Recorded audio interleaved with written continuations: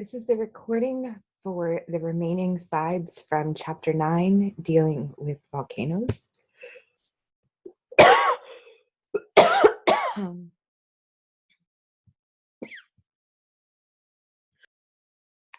We left off talking about intrusive igneous activity. Intrusive meaning that it's happening inside of the Earth, because hopefully you remember back to the beginning of the semester when we talked about rocks that were formed through igneous activities. And many of them were actually formed at depth. So most of our magma is going to harden at depth and it's not going to erupt as lava. Because of that, it will crystallize at depth without explosion, causing very different features than the flows that we've looked at so far.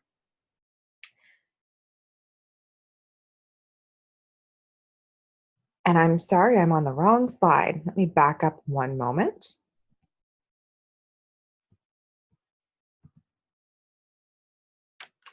So I was mentioning that most of your magma is emplaced at depth. A large underground igneous body, if you want, you can think of this as a large kind of solidified lake of magma. It's called a pluton or an intrusion. And these plutons are going to be classified according to their shape and their orientation with respect to the host rocks or the rocks that are around them. Their shape is usually classified as tabular or massive. The tabular ones are sheet looking, like you kind of can see in the picture here. The massive ones are going to be more, we'll see in a few minutes kind of what they look like, but they're going to be much more like a solid, large, rounded rock as opposed to looking like sheets of rock. With their orientation in respect to the host rock, they can either be discordant, where they're cutting across existing structures, kind of like on an angle or a diagonal or a perpendicular line, or they may be concordant, where they inject parallel to the features, kind of like separate layers would be in a sedimentary rock. And now back to the slide. We can then further classify these groups. So a structure called a dike is a tabular discordant pluton. They are found in parallel groups to each other, but they are going to be discordant compared to the regular rock around them. Sometimes they are the result of erosion from a previous volcanic neck. So that structure that brought the magma from beneath the volcano up so that it could erupt as lava. They can also occur as sills, which are tabular concordant plutons. They look kind of like buried lava flows. And they may exhibit columnar jointing, which is our third category listed here. Columnar jointing are very interesting structures, as you'll see in 2 slides when we get to a picture. They were originally pillars or pillar-like columns, and they generally appear to be 6-sided. And as they cooled, they shrunk a little bit. So these were like pillars of magma that shrunk, contracted as they cooled. They have a fine-grained texture. Columnar joining may be a little bit deeper than the other 2 features. Dikes and sills in general are shallow features of igneous intrusive activity.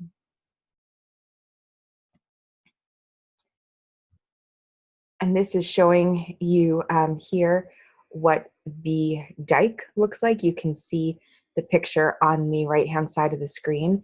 It is perpendicular to quite a bit of the other rock activity in the area.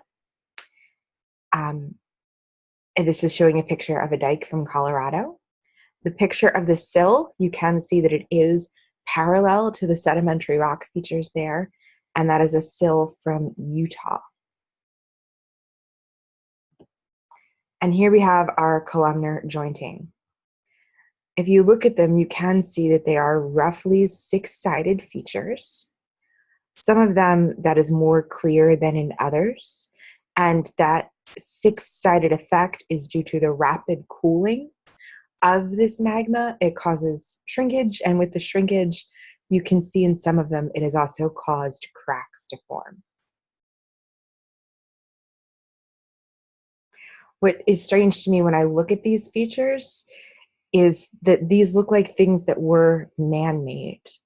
These don't look like a volcanic feature from the cooling of magma, yet they are a result of that. To me, they look like somebody's patio built out across an area or paver stones being used, but these are the result of a natural activity.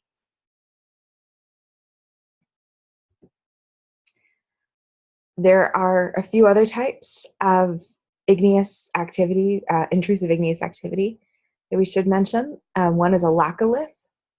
This one is a lens-shaped mass, and it can actually, when it forms, it may go underneath other layers, pushing the strata above it up and kind of curving them over top of it. And it can then lift the sedimentary strata that it is penetrating through. These are usually associated with a central magma body, and there may be branching offshoots that form other laccoliths as well. The laccoliths are going to be smaller than the batholiths. The batholiths are your largest intrusive bodies. They're often found in groups, which does make sense because where you have a lot of igneous activity, you have a lot of igneous activity. These are not going to be just volcanoes found randomly spread all over the place. They're going to be centers of volcanic activity. A batholith is kind of your largest structure. They can be several hundred kilometers long and over 100 kilometers wide. When they're exposed at the surface, they can be upwards of 1,000 square kilometers. Sometimes you'll find ones that are smaller than this that are referred to as stocks, and those are just a smaller batholith structure. They tend to be composed mainly of granitic structures, felsic and intermediate rocks. And batholiths may be the structure that underlies a volcanic mountain. We can see a laccolith structure here, and you can see what it looks like above ground as opposed to what it looks like when we look at the geologist's sketch here. So you can see that the laccolith is coming off of this larger stock structure, which is a small batholith. And then Mount Ellen next to it would then be a batholith or a stock structure here. And it is worth remembering that these structures that look like mountains, that we would classify as mountains, are really extinct volcanoes. This gives you a better idea of some of these igneous intrusive bodies and how they can relate to each other. So you can see these magma bodies as they solidify become plutons, but you can see where there might be fissure eruptions, pipes, sills, laccoliths, dikes, all of these structures related to then also your composite cones and your cinder cones. And as they are uplifted, as the ground around them is eroded away, these are the structures that you get to see because these are the more resistant to erosive forces than perhaps the surrounding materials are.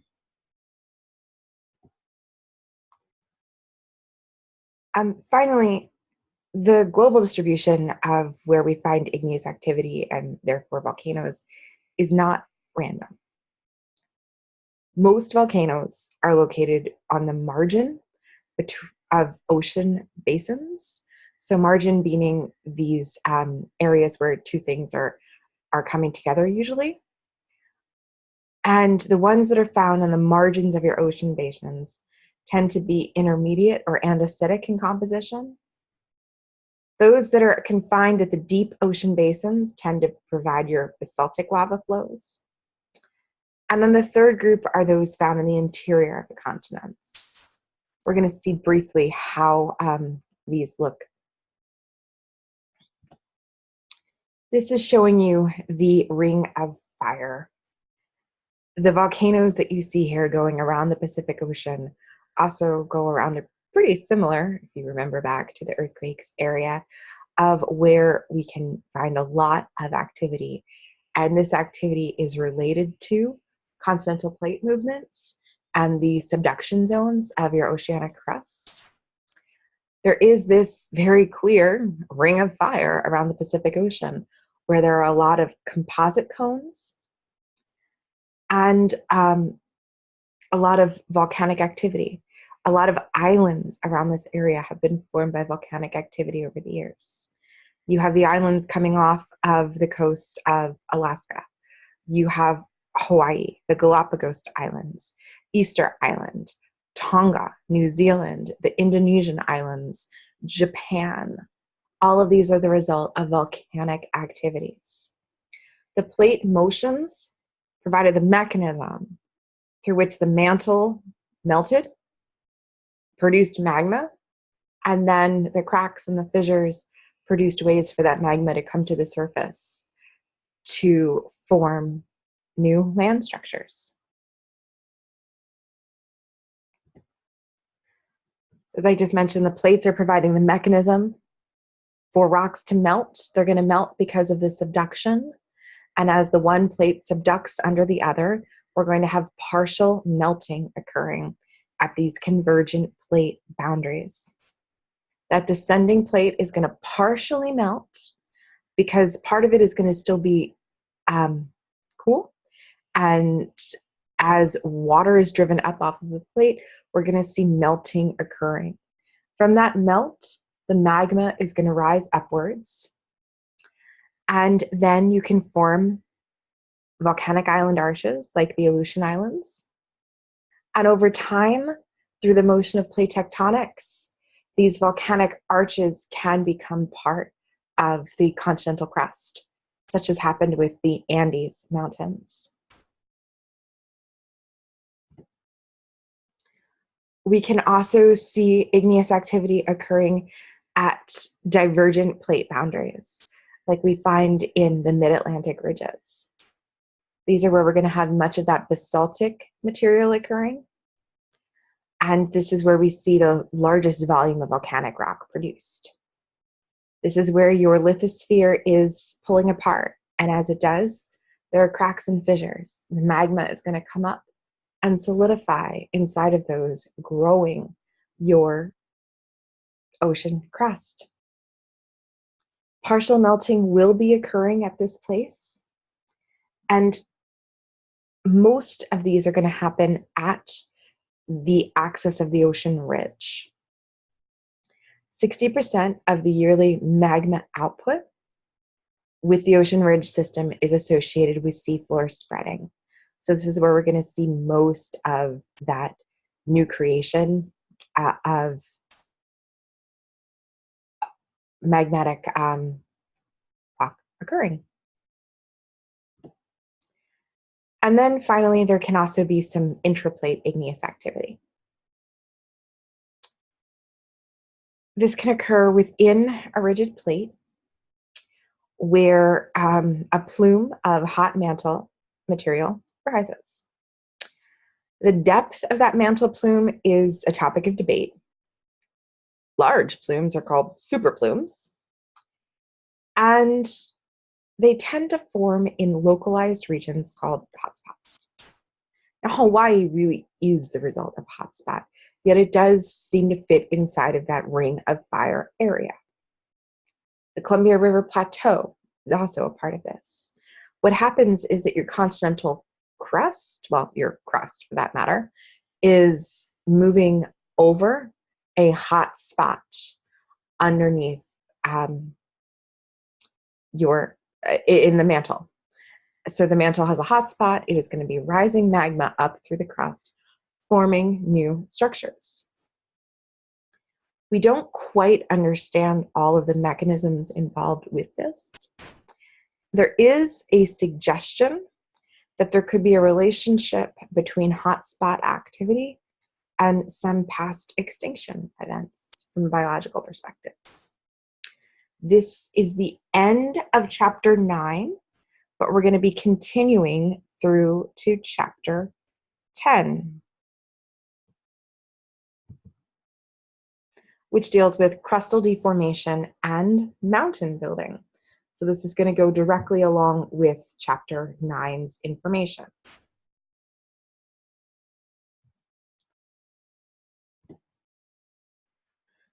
Before we start with mountains, we need to talk about what we mean by deformation.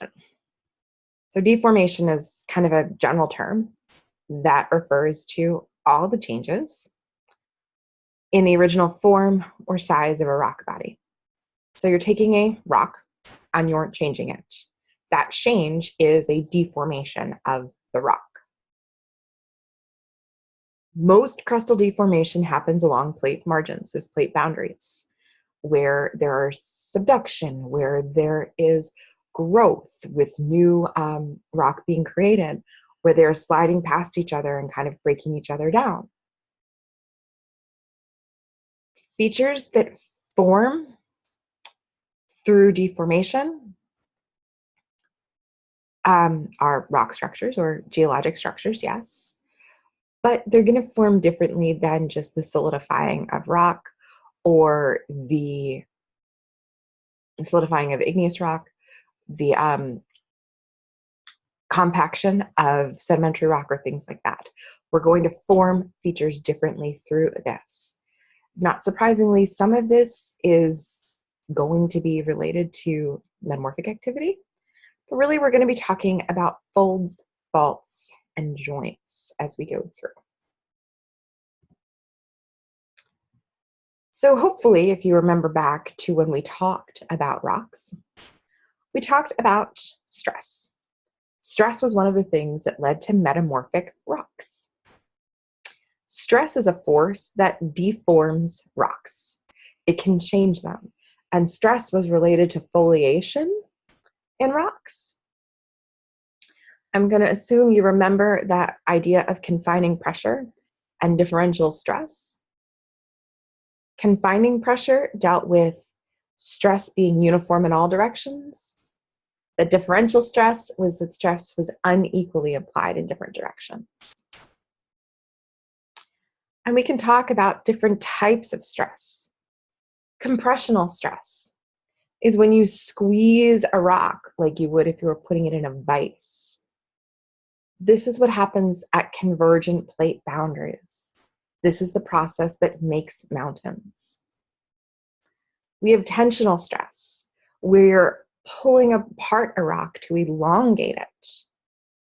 This is what happens at divergent boundaries. And then we have shearing stress. This is going to cause the sliding and the tearing because you're pulling different portions of the rocks in different directions. This is the result of the movement of one plate past another plate.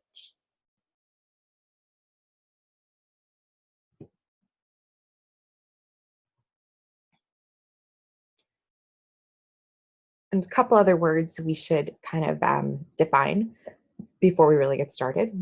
And one is the word strain. A strain is a change in shape of a rock caused by stress. The rock is going to lose its original configuration and it is going to be deformed. Strain is the result of a deformed rock. So how can we deform it? Elastic, brittle, and ductile tend to be our three terms for this, and we will do our ductile and brittle activity on Thursday. It's a very, very short activity. Elastic, think of a rubber band. Your changes are things that are recoverable. When you stretch a rubber band, it's going to return to its original place, size, shape, etc. when you remove the stress. This is like an earthquake deforming things. Brittle. That's what the jackhammer picture is there for, or smashing something with a hammer. The rock is surpassed its elastic limit. It's going to have to bend or break. It's going to create smaller pieces of the original rock. It will break some chemical bonds as this happens. And then we have ductile. Ductile is going to be a change in shape, but with no fractures. You're not going to get smaller pieces. Your pieces are just going to look different than they did when you started. This is showing you the picture of a quarter that was run over by a train.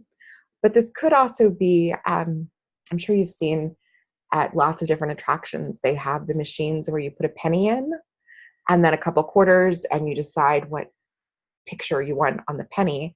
And you turn it and out pops a penny with an imprint of an image on it. You usually see these at zoos and aquariums.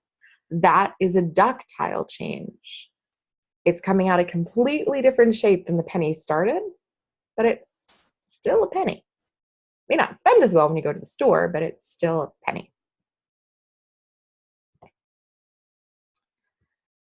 This slide probably looks really familiar to you. The factors that influence the strength of a rock are the same as they were when we started this semester. Temperature. Rocks at high temperature tend to be soft and malleable. They're going to deform through ductile movements, through flowing or folding. A low temperature rock, they're brittle. When they deform, they're going to break. Rocks dealing with a lot of confining pressure are going to bend rather than fracture. So lots of pressure on top of them is going to lead to bending.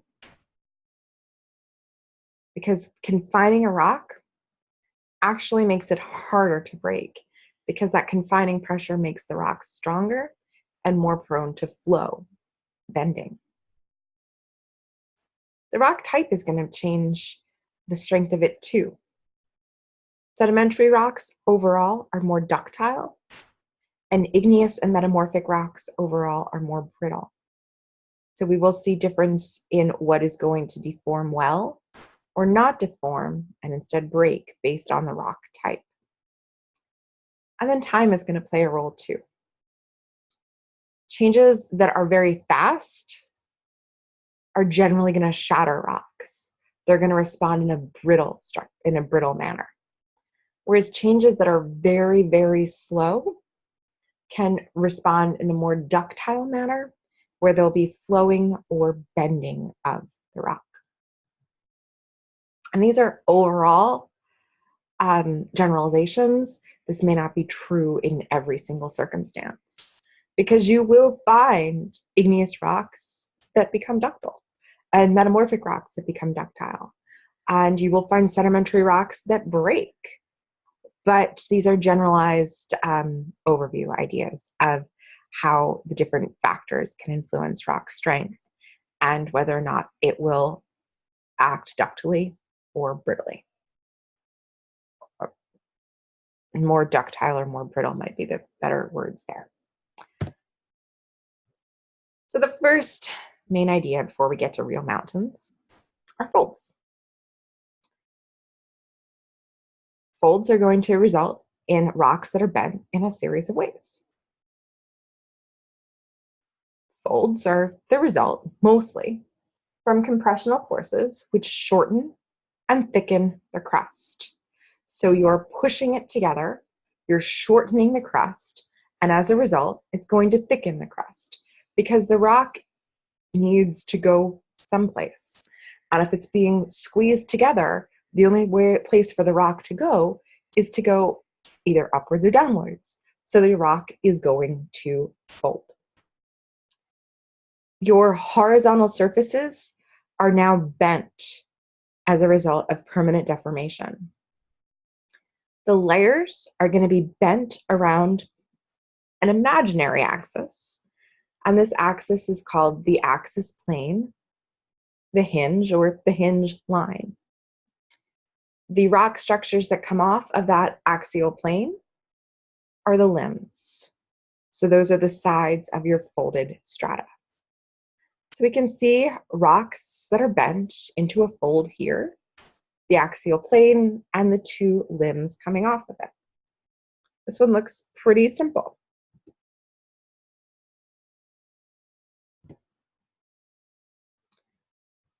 Now here you can see at the top, the axial plane and the hinge line, what it looked like before erosion, and what it looks like after erosion.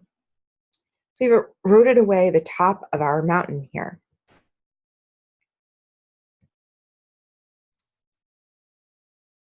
We've eroded away the top of the mountain or the hill here. And looking at the ground surface, everything would look level. You would not have known that there had been a fold here until you looked at a cross section of the ground. And then you would be able to see that your layers were not straight across. They were not parallel to the ground surface. That in fact your layers were curved. This curvature of the layers underneath is going to be really important in determining what happened here in the geologic history. As a matter of fact, many of the ideas we talk about in chapter 10 are going to come back up in chapters 11 and 12, looking at geologic history and figuring out the age of the earth and how different historical processes occurred throughout the formation of Earth as we know it today. And this picture is great. And these pictures do show a very generalized idea. But sometimes you probably think, well, how well does this cartoon picture represent what happened in real life?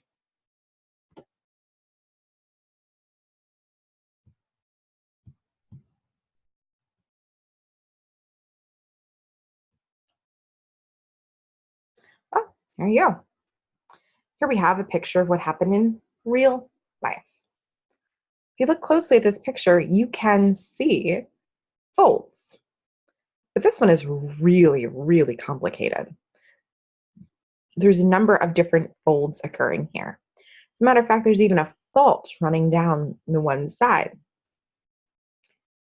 We have both anticline and syncline folds here. Your anticline are your upfolded or your arched rock layers. The syncline are the downfolded rock layers. So an anticline is going to have the point of the fold pointing upwards towards the ground surface, and the syncline is going to have it pointing downwards towards the next layers of the earth. So anticline points upwards, syncline is going to point downwards, and the rock folds. These are not our only types of folds. These are our main two types of folds. They can also be further divided. Anticlines and synclines can be, both of them could be symmetrical, meaning that the limbs are mirror images of each other. They can be asymmetrical, where the limbs are not mirror images of each other. Those two make pretty good sense. And you can see the symmetrical and the asymmetrical as the first two shown in the picture below. They can also be overturned. When one of the two limbs is kind of folding over the other like an ocean wave, that limb is tilted beyond that vertical line. They can also be recombinant and plunging. In a recombinant fold, the axial plane has come back to horizontal.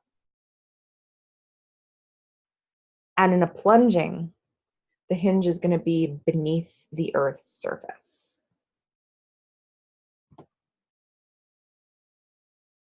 This is showing you the symmetrical folds here, the asymmetrical, and the overturned. Now, looking at these pictures, you could probably pick out the anticline and the syncline in the first two pictures. That third is not something you would have easily picked out, but if you look at those, will look like grooves in the rock, you can actually start to see where there were the results of folds. This is showing you that plunging anticline from a picture in Wyoming. And remember that plunging anticline happens when the fold is going to die out, that it penetrates back into the Earth's surface. And then there are a few other types of folds. We have domes and basins. Both of these are circular or slightly elongated. They differ in how they displace the rocks. Domes are an upward displacement, so this is going to form a hill. Basins are a downward displacement, or a hole, kind of a pond or a lake in the ground. And because of their different types of displacement, the rocks that are in the center will be quite different. In a basin, your center rock are your youngest strata, your youngest layers, and the oldest are around the edges. Whereas with a dome, the youngest layers are at the edges, and the oldest strata are actually going to be in the core or the center.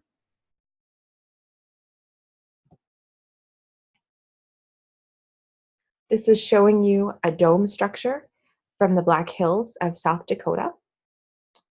You can see Mount Rushmore is here in Harney Peak, structures you may have heard of.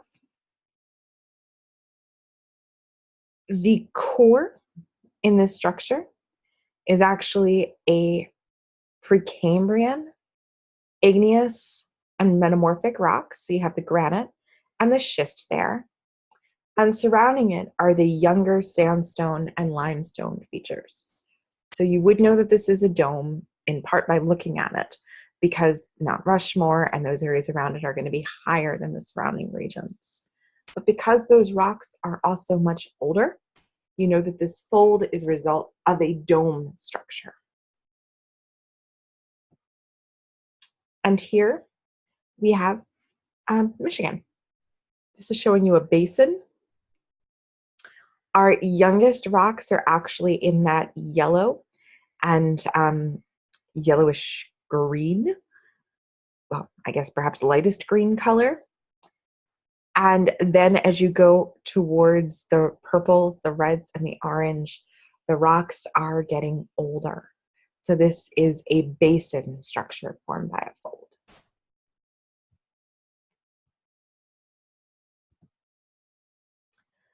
Another type of fold, and this is going to be on par with a syncline and an anticline, is a monocline. Monoclines are coupled with fault structures. They are large step-like folds in what otherwise is a horizontal sedimentary strata. They're due to ancient dipping reverse faults located in the adjacent rocks. What happens is that one of the rocks moves upwards, and the rocks that are on top of them just kind of are going to drape themselves over it the best they can as they form. So you get a one-sided fold here. The one level, the one side of the fault is going to move, and it would look like a fold. However, the result of the fold here is due to plate movement activity, as opposed to just that idea of confining stress.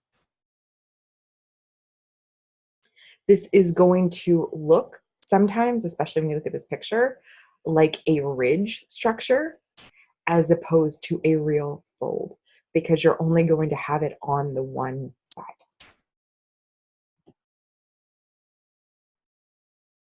Faults are designed as fractures or breaks in a rock. And along a fault, there's going to be some amount of displacement that has taken place. How much displacement? It could be very little. It could be hundreds of kilometers or more. You can see in the picture here where that fault or that what looks like a crack is in this rock. You can look at that one layer, well, multiple layers here, to figure out the offset. And you would measure that offset being the distance of displacement that has happened along the fault. You can measure it, and you can also figure out the direction that the rocks have shifted. So one has shifted downwards, the other has shifted upwards in this picture. And the offset, well, the offset doesn't look like very much. However, as I'm guessing, this is not a small rock picture, and this is actually like the side of a cliff or something. It actually could be meters of displacement as opposed to the few centimeters it may in fact look like. There are a number of different types of faults that we're going to mention. I know you're all like, wait, I thought we were doing mountains. Promise, we're getting to mountains soon. One of the types of faults is a dip-slip fault. Movement is going to occur along an inclination called the dip of a fault plane. There are two walls involved in this dip-slip fault. One is the hanging wall, the other is the foot wall. The hanging wall is the rock above the fault surface. The foot wall is the rock below the fault surface. This may result in rocks moving up. So when that happens, your hanging wall is going to move up the foot wall, as you see in this picture here. When you look at that pink layer, the foot wall pink layer is much deeper than the hanging wall layer, because that hanging wall layer has actually moved up the fault. Through erosion, it looks like they are both flat. However, when you were to compare the different ground layers, you would see that really this structure has moved, that the hanging wall has moved in relation to the foot wall. It could also be that the foot wall sunk along the fault line, and generally in some of these circumstances, you'll see movement from both of the walls involved on this fault. There are now multiple different types of dip-slip faults. The first is a normal one. In a normal fault, the hanging wall block is going to move down the fault, moving down your footwall block. So the footwall block stays stationary, that hanging block is going to move down. These are associated with the formation of fault block mountains. They cause tensional stress as this happens, which lengthens the crust because it's pulling the rocks away from each other. These are prevalent at spreading centers. This is what you would find occurring in Iceland. And the tensional forces are going to be the big forces in play during these movements. The features that are going to be related to these normal faults are horse, which are really uplifted fault blocks. Grabens, which are downdropped fault blocks. So you're going to find generally those two structures together, frequently next to each other, where you have the up ones and the down ones directly next to each other due to the resulting movement of the footwall and the hanging wall. You may also find half grabens. These are when your fault blocks are tilted. There may also be a detachment fault that is going to look in this picture kind of similar to what could become a slump zone. So you have these slopes of these normal faults joining, and as they join, they eventually form a nearly horizontal fault under a larger portion of this faulting field, if you would.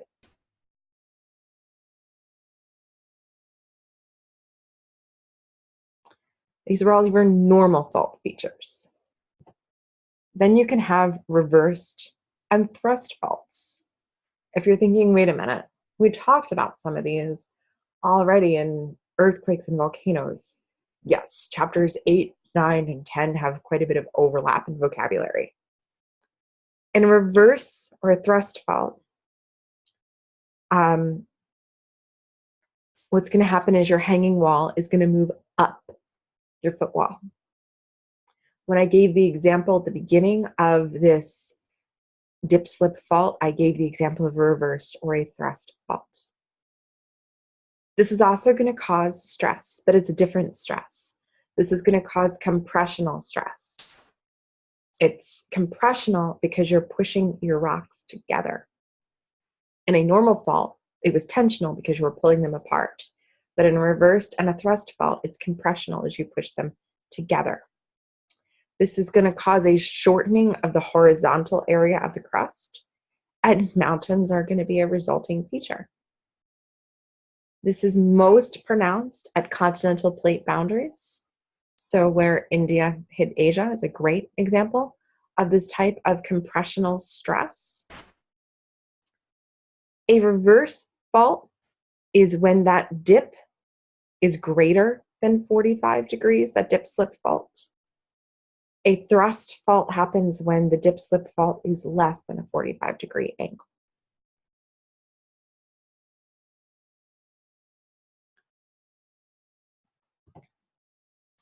This is showing you a thrust fault here. Remember that dip is less than a 45-degree angle.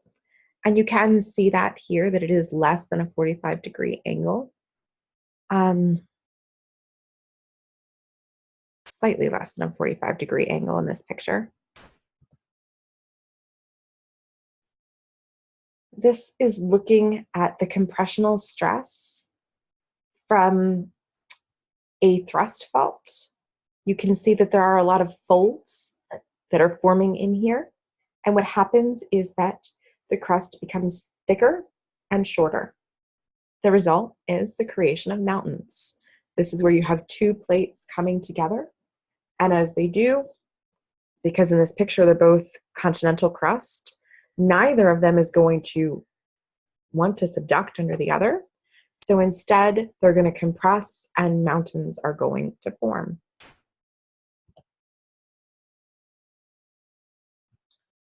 We can also have strike slip faults. If you're thinking, once again, wait a minute, we talked about these already with earthquakes, you're correct, we did. In a strike slip fault, the strike is the fault surface.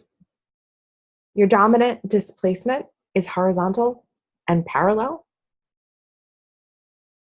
to that strike. So things are going to be moving past each other as opposed to away from or into each other. Transform faults are your large strike slip faults that actually cut through the lithosphere. They tend to make up a lot of your plate boundaries.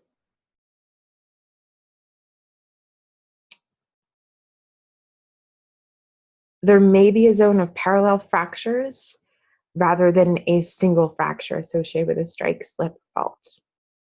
Movement along this fault may result in earthquakes, and movement tends to not necessarily be along the entire strike slip fault when movement occurs. It may still happen in a very small zone of your strike slip fault.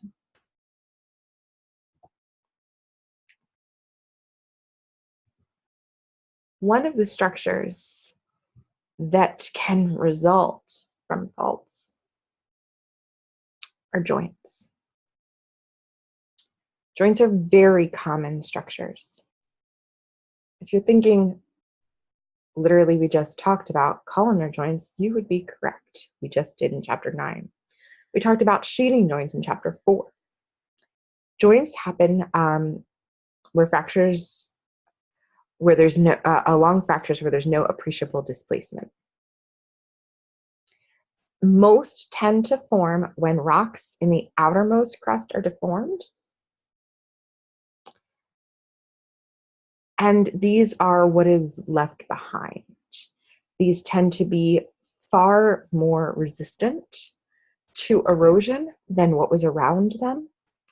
They tend to occur in groups, but they can be random, and they can also within a group be random in their orientation, meaning that some are in one location, some are in another, and they may run not necessarily parallel or perpendicular in a very random or patchy structure.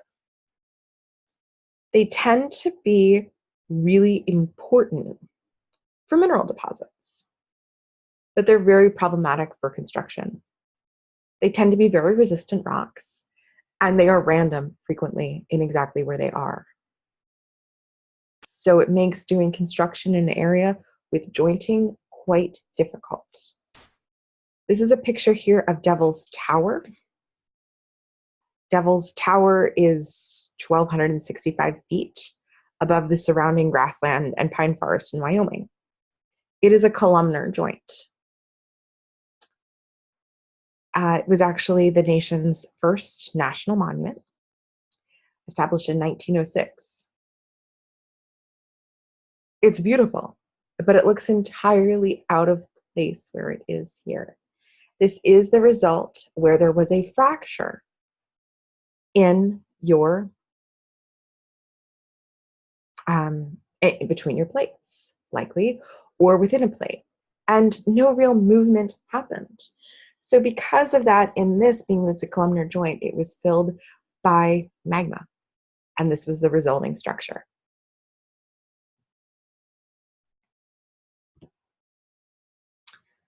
This is a picture of parallel joints from Arches National Park in Utah. These are the Navajo sandstone structures. So joints do not have to be large columnar joints like we just saw. They can also be parallel joints, which are a lot smaller in structure, but are still the result of where there was a fracture with no displacement, and rock structures then formed inside of that fracture. Now that we know a little bit about folding and fracturing, we're ready to talk about mountain building. The process of producing a mountain belt is orogenesis. Perhaps not the word you expected. I remember the first time I learned it, I was like, wait, what? Orogenesis? The genesis makes sense, their creation. Oro didn't make sense for me for mountains, but this is what it's called. Most mountain building is going to tend to occur at convergent plate boundaries. This is going to form compressional mountains.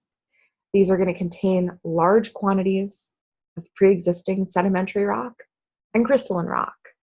These rocks are going to be faulted, contorted, folded, and pushed into mountains. There's going to be varying degrees then of metamorphic rock and igneous and sedimentary rock present. The amount of deformation could be related to then the amount of metamorphic rock you're going to find in these structures. These compressional mountains, you can see in this picture here where the old mountain belts are and where the young mountain belts are. You can also see shields and platforms. When you look at the mountain belts, they are related to plate boundaries, either current or past plate boundaries. The Appalachians, Caledonian Mountains, and the mountains of the Greenland Shield When you put all of those together, you find mountains that existed due to Pangea. The Urals and the Altai-Sayon Mountains are the result of Europe and Asia becoming a singular continent.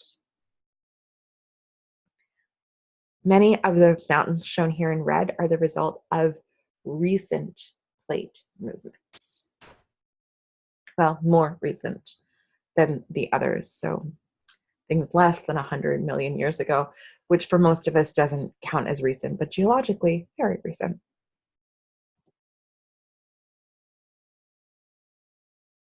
You can build mountains through other structures, through other processes.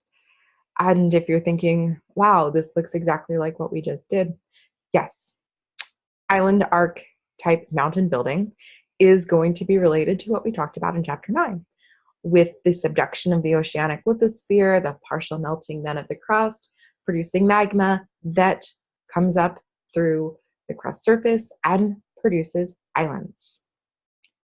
The subduction of the oceanic lithosphere is the driving force here in mountain building. It's not that compressional force of two things moving together. It is two things moving together, but it's a subduction force. There will be periods of volcanic activity related to this, and igneous plutons are created at depth, and there's an accumulation of sediment due to the subducting plate that helps to create the new crust above this area of melting.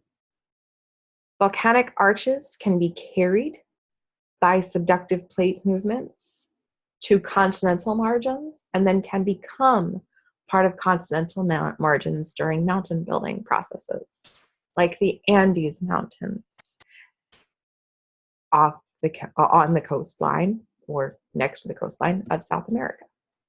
This is also seen in the western Pacific coast of North America with the mountains that are on the edge of Alaska, Canada, and the continental US. Then there's really the Andes type mountain building. While the Andes Mountains are formed in part by magmatic activity, they're a special type of this occurring at the oceanic continental crust convergence. As opposed to forming the Hawaiian Islands, where it's an oceanic subduction, where the Andes are forming is an oceanic continental subduction. So you have your oceanic plate subducting under a continental plate. This is going to create long-lasting magmatic activity, and it's going to build continental volcanic arches. There's going to be a resulting crustal thickening from this. This is generally something seen on passive margins prior to the formation of a new subduction zone. It can be found on active continental margins when your subduction zone is formed and there's a deformation process happening. So what happens is your continental volcanic arch is going to form off to the coast, off to the side of the coast. The oceanic lithosphere is going to descend into the mantle, where it increases in temperature, melts partially, and is then going to be driven up as magma to the surface. Batholiths are going to form, and the continental crust is then going to continue to form as magma ascends through it. It's going to create plutons and batholiths, which eventually become uplifted and eroded. An accretionary wedge will form. These are unconsolidated sediments on your subducting oceanic plate that are going to be pushed onto and kind of plastered onto the continental plate that they hit. So up until now, we might have just been talking about the formation of islands. But once these accretionary wedges form, you're going to use the oceanic plate to push these, what had been islands, onto a continental crust. The wedge is going to trap sediment between itself and the continent. Usually sedimentary rocks are going to be trapped inside of there, and that is going to create the four-arc basin. This is not just seen in the Andes. This was also seen in the Sierra Nevadas and the California coastal mountains. So you form them as islands, island-like structures in the ocean. As subduction continued to happen, they were pushed towards the continental crust, where they eventually became part of it. Like we see happening right here. So it's a passive boundary.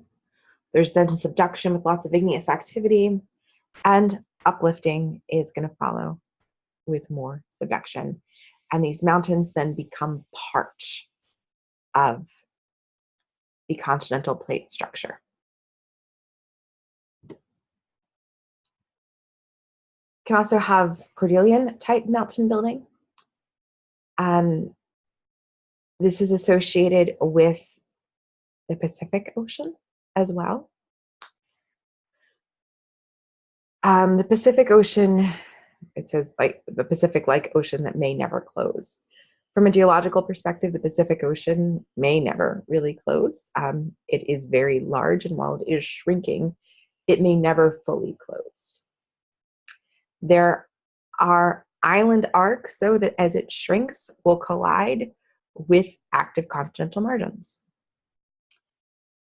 The collision and accretion of these fragments will then add them to your continental margins.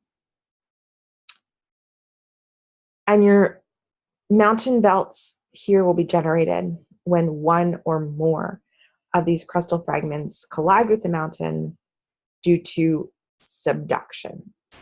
So not being pushed, but due to more subduction. They're going to be peeled. If they're from a terrain, they're going to be peeled off of the descending plate. And different collisions will happen over time, pushing things further and further inland.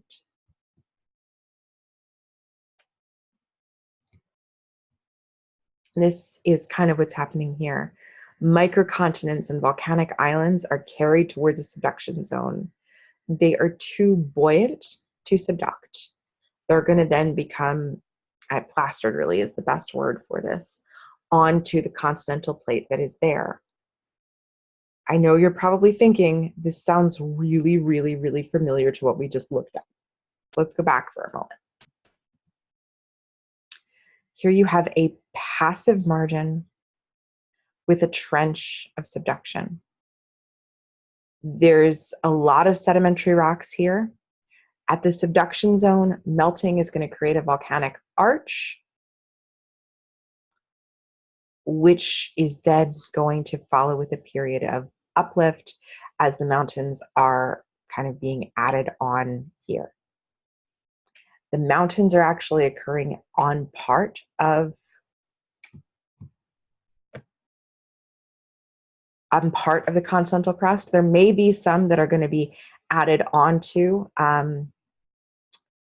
through processes that will happen with islands offshore, but a lot of what we're going to be seeing is due to magmatic activity on the crust itself.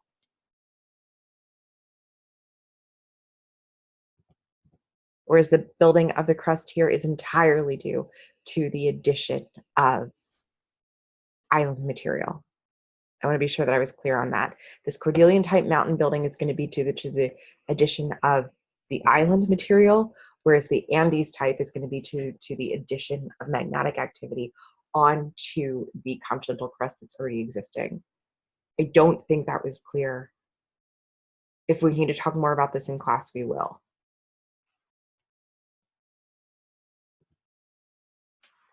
This is looking at a structure, the North Amalian Cordelia, that is the result of the mountain building we just talked about, where this was added on as different microcontinents and different islands that were accreted onto or plastered onto the continental crust here.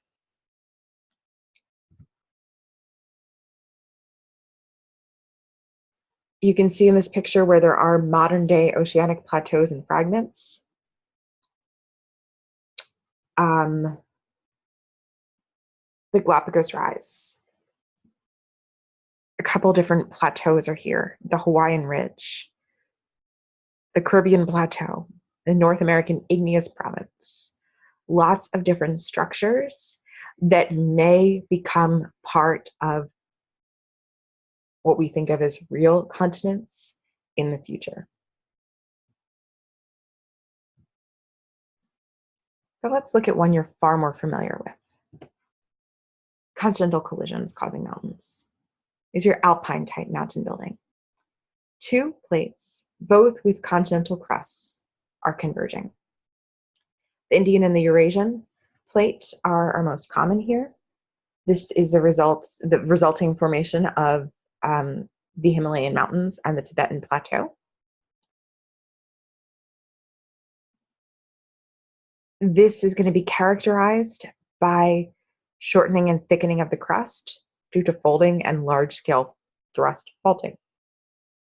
Where these two things come together is called a suture. So sutures where your two continental plates become welded, sewn together. There may actually be portions of the oceanic crust that are crushed inside of there that can be used to help identify the exact suture location. So what happened here is that India moved north, while Asia was moving south and, hold on for a minute, east. Yes, southeast. So India was moving basically due north as Eurasia was moving southeast. They collided into each other. And the result of this collision is that India became sutured on, and it created the Himalayan mountains, and behind that, the Tibetan plateau. India is still moving north. Asia is still moving eastward, with portions of mainland Southeast Asia moving southeastward. But if you look here, India remained intact. Asia was deformed. Southeast Asia is relatively young compared to India. And because of that, when it deformed, it formed smaller crustal fragments. It was still relatively warm and weak compared to the Indian rocks. So it was ductile and it was able to move, and it did. So the resulting structural move was mainly done on the part of Asia because it was a younger, more ductile rock, whereas India was an older, less ductile rock, so it actually stayed more intact during this movement.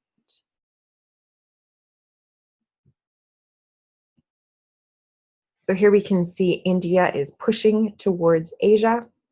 There's a subduction of the oceanic crust, and eventually the Indian-Australian plate is going to suture into the Eurasian plate.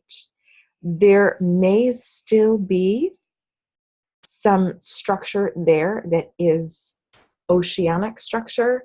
That ophiolite structure may contain some oceanic crust that did not subduct. You can see the suture line would then be right there between those structures. The Appalachians are actually the result of three different periods of mountain building. The first happening 750 million years ago with Rodinia, where you have active volcanoes between North America and Africa. About 600 million years ago, plate motions changed, and an ancient ocean started to close. You can see that in A, we have a volcanic arch area and a microcontinent between North America and Africa. As the ocean, that ancient ocean closed between the volcanic arch and North America, that old volcanic arch became part of North America. It is tectonic orogeny, so that is coming from those tectonic volcanic arches. This happened about 450 million years ago, that the tectonic orogeny became part of North America as the volcanic island arch became part of us when that ocean closed. About 350 million years ago, the Akkadian orogeny happened with the collision of of a microcontinent with North America. There was thrust faulting, metamorphic rock, and an infusion of granite from this microcontinent that added significant width to North America that wasn't there previously. So that Avalonia microcontinent becomes part of North America. Then about 250 to 300 million years ago, Africa and North America collided, deforming both of their crusts. This is the Alleghanian orogeny. So the formation then of additional mountains from the colliding of these two massive continents. This broke up about 180 million years ago. And when it broke up, part of Africa remained welded to North America. Three distinct periods of mountain building. Your tectonic volcanic arch, the Avonian microcontinent, and then the mountain building as the result of a collision with Africa. The Alps and the Urals formed very similarly to this, with multiple rounds of mountain building due to plate tectonic movement.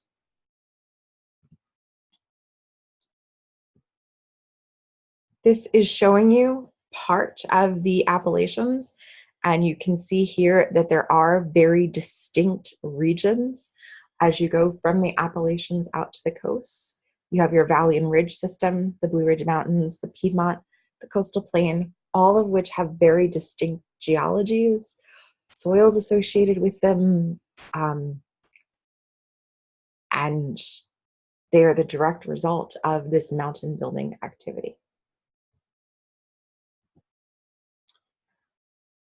One of the last topics we need to mention is buoyancy and the principle of isosity.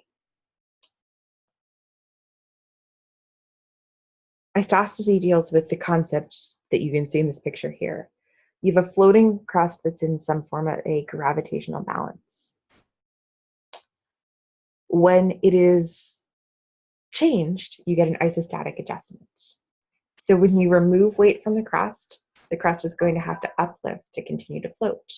When you put more on the crust, it is going to actually sink because it's dealing with more weight. So there has to be a gravitational balance, and that's going to deal with how high or low your crust is floating.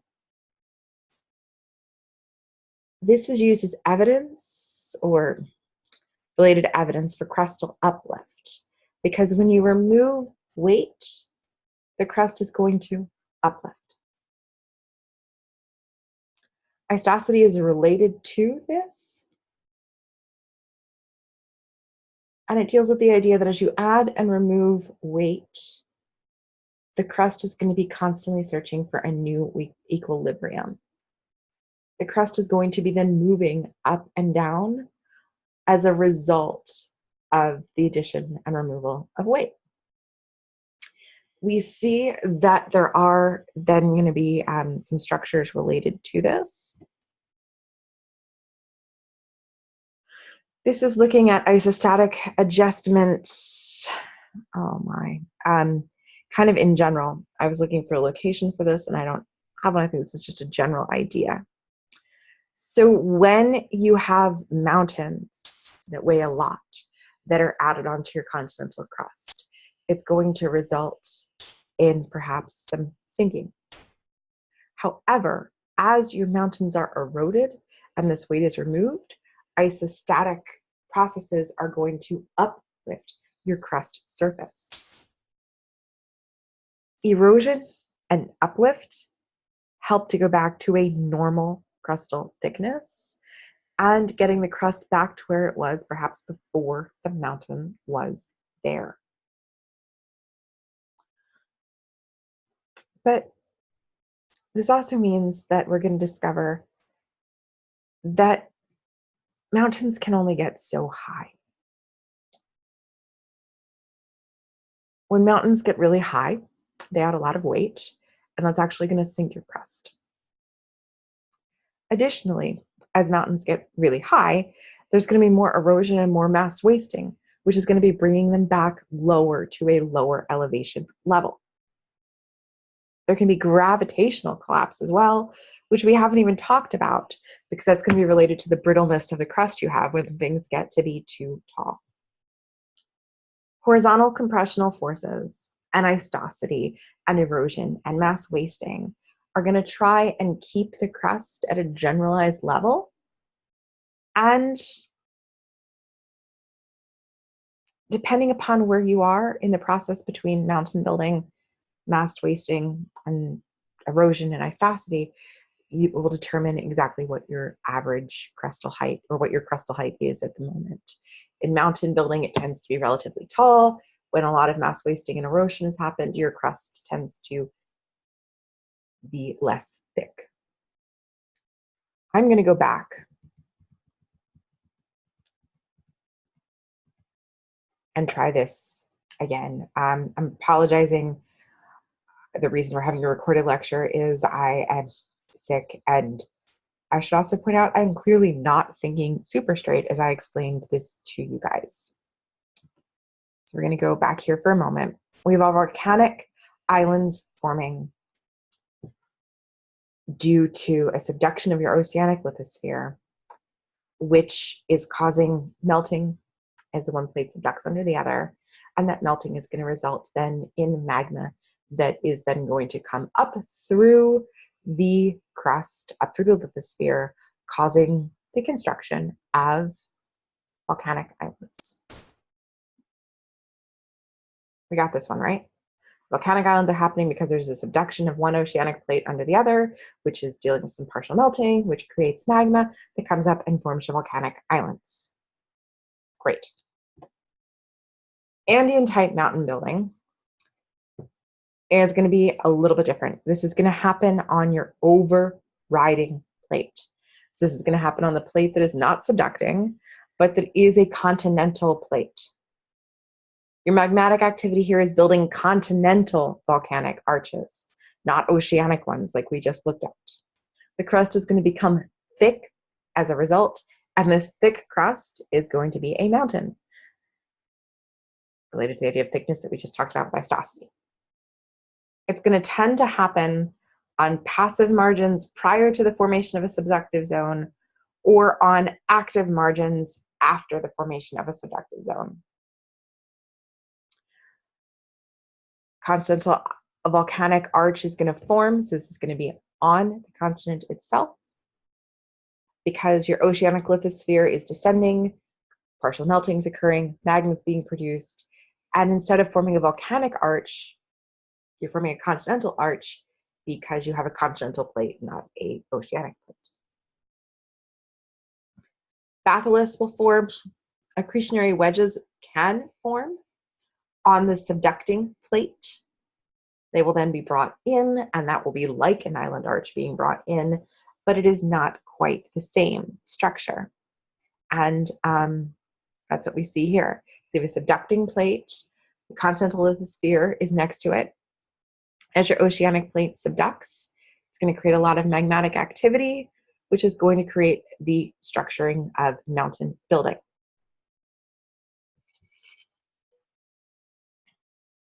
And then we can have these collision mountains. This is going to happen where your island arcs that are forming are going to be brought to the continent, and they're going to become part of the continent. So it looks like this. You have microcontinents that are formed. They are then going to be brought to the continent where they become part of the continent. They are plastered on, or they are accreted on to the continent. And instead of descending with the subducting plate, they don't descend or subduct because they are more buoyant than the oceanic lithosphere, because they are continental lithosphere. So they're going to become part of the continental crust. I hope this makes more sense. I apologize for being a little scattered with this at the moment, and I appreciate your time. This is the end of chapter 10.